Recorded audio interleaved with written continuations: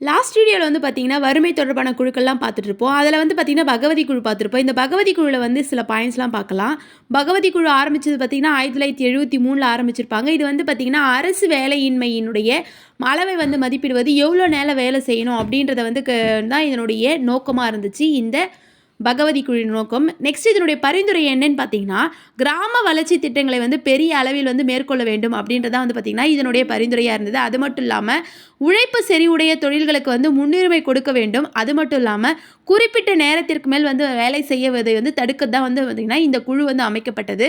இதில் வந்து பார்த்திங்கன்னா 48 மணி நேரம் வந்து பார்த்திங்கன்னா ஒரு வாரத்தில் வந்து ஒரு வாரத்துக்கு வந்து உழைச்சிருப்பாங்க. அதனுடைய அளவை வந்து 41 மணி நேரமாக குறைத்தது வந்து பார்த்திங்கன்னா இந்த குழு தான். பகவதி குழு தான் வந்து பார்த்திங்கன்னா வாரத்தில் வந்து பார்த்திங்கன்னா 48 மணி நேரம் உழைத்தவர்களுடைய அளவை வந்து பார்த்திங்கன்னா 41 மணி நேரமாக வந்து குறைத்தது.